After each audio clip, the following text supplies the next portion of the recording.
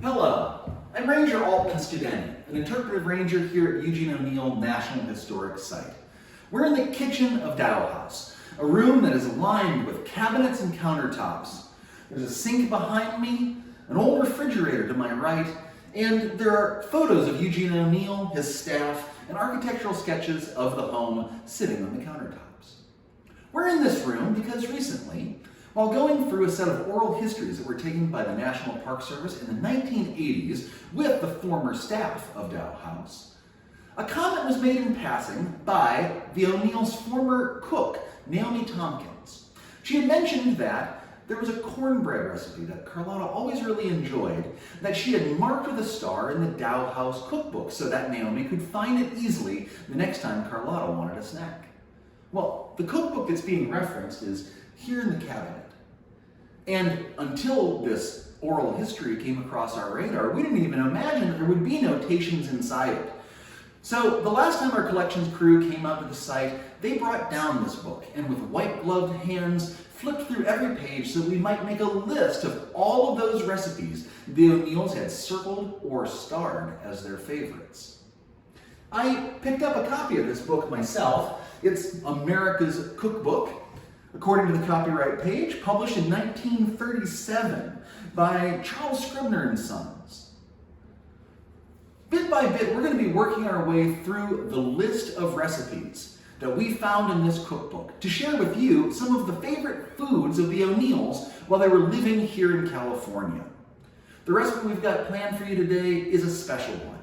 So why don't you come down to the headquarters with me and we can make it together.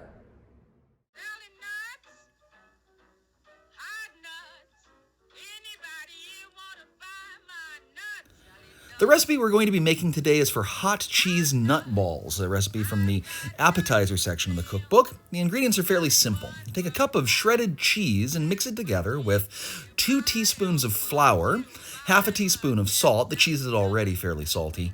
And the recipe calls for 1/8 of a teaspoon of cayenne pepper. That amount, typical for 1930s tastes relative to spiciness, would be virtually unnoticeable in a recipe this size, so we bumped it up to about half a teaspoon. When everything is good and combined, go and grab yourself an egg. Separate the white from the yolk, leaving the white behind. Use that yolk for some other thrifty purpose.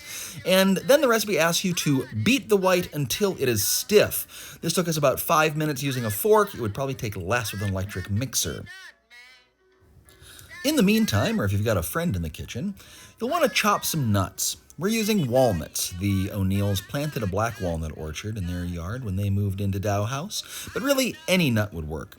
You'll want a fairly fine chop because these are going to coat the outside of our hot cheese nut balls. When that egg white is nice and stiff, you're going to very gently, so as to not break the air bubbles you work so hard to make, fold in the cheese and flour mixture a little bit at a time. Work to incorporate what you've added as much as possible before adding more. And do this until all of the cheese has been combined with all of the egg white. That accomplished, you'll have a fairly thick mixture. Now, the recipe yield says that this should make 15 appetizers, which means that you're going to be making very small balls of cheese and egg here. Maybe a teaspoon to a tablespoon. I just eyeballed it and ended up with 9 total, but at any rate, you're going to be rolling this between your fingers. It should stick together fairly well, and then coating it with those chopped nuts. Into a skillet of oil heated to around 375 degrees, you're going to drop each of these little appetizers to bubble away and brown on the outside, get good and gooey on the inside. That only took about 2 minutes in our kitchen before they reached our desired level of doneness. And when they are finished, pull them out, drain them on a paper towel, and then stick them through with toothpicks or cocktail skewers.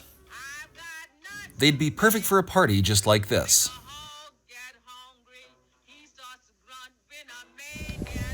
And that's how you make hot cheese nut balls from the America's Cookbook, featured here at Dow House, a favorite snack of the O'Neills.